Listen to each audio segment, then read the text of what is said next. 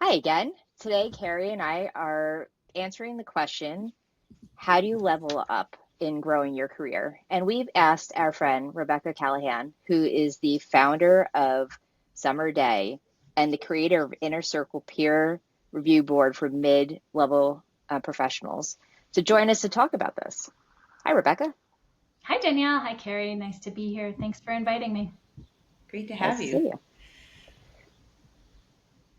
So I guess let's jump in. What do you recommend for those who are looking to either look for their new promotion or take more responsibilities on? And how do you engage with new clients in this space?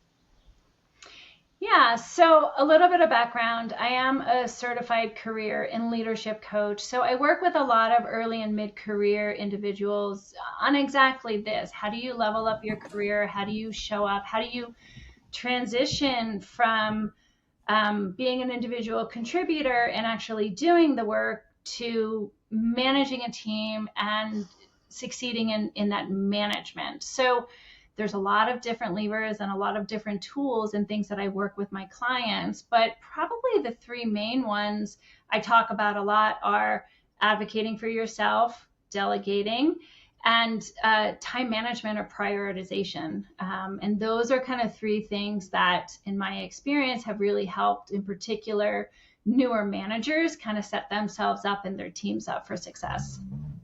Yeah.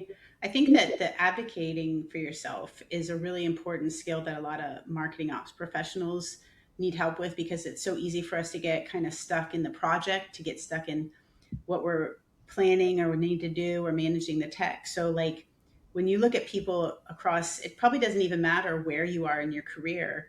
Mm-hmm. How do you recommend advocating for yourself when some of us feel like it either takes too much time or it makes you feel like you're bragging and that doesn't feel exactly like what you want to say? So, like, what's your advice to people who kind of have that mindset about advocacy? Yeah, that's a great question. I hear a lot of people say they don't want to brag, they don't want to boast, and I get it. Nobody wants to be perceived as a braggart or somebody that's just boastful and always talking about themselves. And there's a way to go about advocating for yourself. And when you say advocating for yourself, you're really just telling people what you're doing. I think a lot of people think, okay, well, my work is going to speak for itself, right? Everybody knows what I'm doing because I'm on this project and then the project's done. The reality is nobody's paying attention. Literally nobody is paying attention. Maybe your manager because you're a squeaky wheel, but the answer is no. They really don't know what you're doing. And so all you're doing is telling them what you're doing. And that could be as simple as an email at the end of a project to your manager, maybe even to your boss's boss, saying, hey, we just completed this project. Shout out to Danielle for her great work on X. Shout out to Carey on her great work on Y. And we're really excited about this. So just taking a moment to celebrate that. And if you don't feel comfortable saying, I did this, spread the wealth, make sure that the team members that you're working with actually get that visibility as well. That's awesome. I want to jump into the individual contributors who are starting to bring on delegation because I do hear this a lot where it's just a big challenge to go from I'm doing all this work, I'm overwhelmed. How do I actually build the team out, distribute the work across the team? So, what is some good advice to start somebody out with? Because this is, I think, a big adjustment from when you're sitting there, executing to now you're going to be in a lot of meetings every day. And also, I guess, how can they just adjust that mindset from, again, tactically executing to advocating and sort of collaborating in those meetings? Yeah, so you kind of cut out for a minute. I apologize. I didn't hear the beginning of that.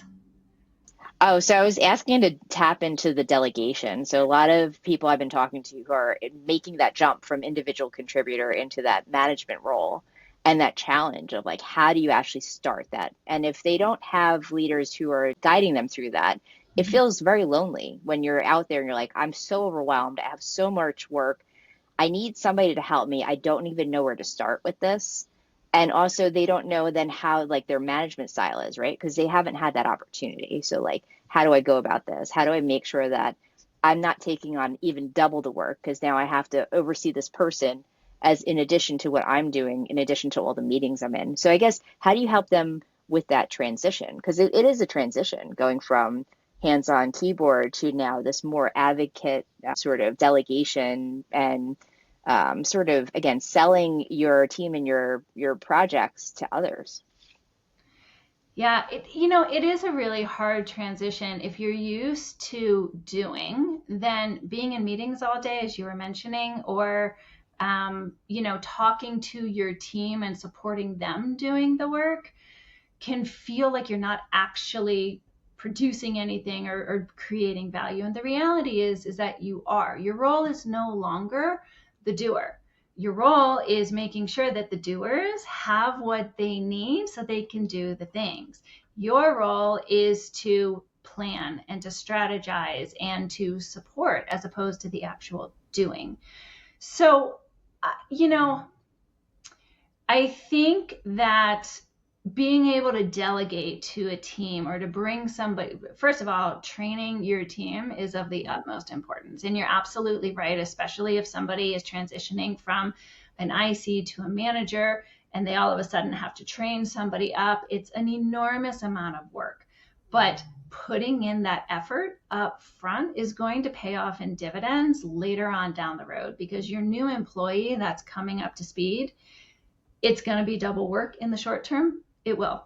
It is what it is. But if you do it right and you spend the time up front, you're going to be able to pass off so much more work to them. The other thing that does is help build trust amongst teams. And if you trust your team, you're going to be more comfortable giving them more and more work and delegating more and more, so that they continue to grow in their role as a doer and you continue to grow as you're in your role as a manager. That's really important. Yeah, I like that. And you touched on it's going to be double work at the time. So whether you're managing someone or just managing projects, I think the other thing you mentioned when we started off was time management. So what are ways that you help people kind of manage their time better, but probably also manage their priorities that they're spending the time on? Yeah, so two tools that I usually use with my clients, one of them is called Block, Batch, and Buffer. And that's basically taking a look at your calendar and using Block, Batch, Buffer to structure your weekly calendar. So block like items. So if you do have a team and you have one-on-ones with them every week, block them all in one area, one time frame, so that you have like work all together and that you're not shifting and switching back and forth. Batch is the same kind of thing. No, I did that wrong. I'm sorry. Batch is doing similar things. Block time so that you can do deep work, and then buffer, give yourself some space so that if you need to do a bio break, go ahead and do it. Like if you're going to need to get out of your chair and go for a 10-minute walk, it's going to help you, I promise. So that's one thing that I do with them. And then the other one is, I'm sure everybody knows this story about the rocks and the pebbles and the sand.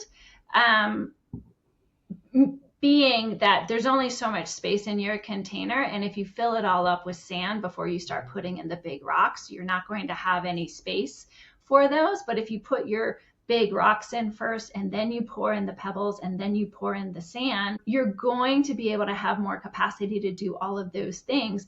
Your rocks being the top priorities, I would recommend only 3 or 4 of them at a time, but really knowing what those priorities are and then knowing what those pebbles are and then knowing what the sand is. We tend to get stuck in the sand, just kind of those annoying things that are just on repeat and that are just taking up all of our time, and that we're not really focusing on the big priorities. So that if you feel like you're not moving anything forward, it's probably because you're stuck in the sand. So my recommendation, frankly, a very tactical way to do this is to write out all of your, take an Excel spreadsheet or a Word doc or something and write out all of the things that are going on in your brain. So you have it all on a piece of paper. Excel spreadsheets are good, or smart sheets or whatever, and then start prioritizing those. Identify what your rocks are, identify what your pebbles are, and identify what your sand is. And then that'll help you manage your time better. That's a really good idea. I also imagine that that having that rock, pebble, sand as like a shared vocabulary, Mhm. both with the people that you report to and the people that you're managing, because probably the person that you're delegating to, maybe they haven't been in their career long enough to know the difference between the pebble and the rock. And if you guys can use that term and say, like, this is the rock, that's the pebble, that probably makes it a lot easier to get the whole team moving in the right direction. Yeah, and you're absolutely right. It's not working in a silo is never a good idea. EOS is the entrepreneurial operating system, is actually the structure that uses these rocks, pebbles, sand. They call them quarterly rocks, and they actually they go into small organizations and help them structure themselves to run more smoothly. And they'll start at the top. So, what are the company rocks? And then it goes Mm. down from there. Okay, if these are the company rocks, what are this department rocks? And then if these are the department rocks, what is this team rocks? And then from there, what are mine? So in a perfect world, they all align, but you're absolutely right. If this is something this vocabulary that you can share with your team, and you even go to your manager, again, going back to that advocacy thing, hey, this is how I'm setting us up, rocks, pebbles, sand. And this is how we're going to move forward. Does this track with you? And then your manager can say, yes, no, that's a pebble, that's a rock, so on and so forth. So yeah, Carey, that's a great idea. I also love the calendar piece that you talked about because so many times I would be sitting in meetings and have to like my brain had to switch from like one thing to a totally different thing. Like I might be talking about technology and then I have to switch to talk about budgetary financial stuff and then change it to like more of a people conversation. Those are very different skills and conversation and vocabulary and people you're talking to. So I love that idea of better buffering those meetings so that you have more brain space for the switching that has to happen depending on what your role is and the different types of conversations you might need to have. And again, that Yes. can be shared vocabulary across your team. So if you tell them, hey, listen, I do my best deep thinking first thing in the morning. So let's, as a team, not schedule anything until 9 a.m., 10 a.m., or, let's have all of our calls in the afternoon, or let's have all of our calls in the morning because we're fresh then. And then, take the afternoon to do the deep work. Or if it's, you know what? Let's all structure our calendars such that Fridays are no meeting Fridays, or probably can't do that. So maybe no meeting Friday afternoons so that you can kind of wrap up your week. But if you share that vocabulary above, below, and then across, then people know and you can manage their expectations in terms of, okay, so Rebecca's going to be available, in the afternoon. So I'm going to schedule a call with her in the afternoons. She's always available on Slack or, any of those, but I know if I want to talk to her that I'm going to talk to her in the afternoon. It's awesome. Yeah, this is amazing. I really appreciate it. So one thing I did want to ask is, like, Danielle, you got to know Rebecca from working with her as a career coach, but we don't do this to plug anything, Rebecca, but I do think you bring a lot of skills that would probably help people level up. So is that something someone can reach out to you with and you work with them as a consultant, or do you work only with companies? How does it work to work with a coach like you? Yeah, so thank you for that. I definitely do work one on one. I typically work with women in early and mid career. And actually, Danielle kind of mentioned this at the top of this. I run peer advisory boards for early and mid career women, and that's more of a group coaching long-term cohort. And the goal behind those is bringing women together in similar life and professional stages so that they can support each other as they move up and continue to grow their career. A lot of what we talked about today is what we talk about in those advisory board meetings. Yeah. Well, this is excellent. We'll make sure to get your contact information, and when we post this, we'll include that. But this was a really, I feel like I'm going to come away with this call with like specific tasks I'm going to work into my day. So I really appreciate it. My pleasure. Thanks for having me. This was really fun. Thank you.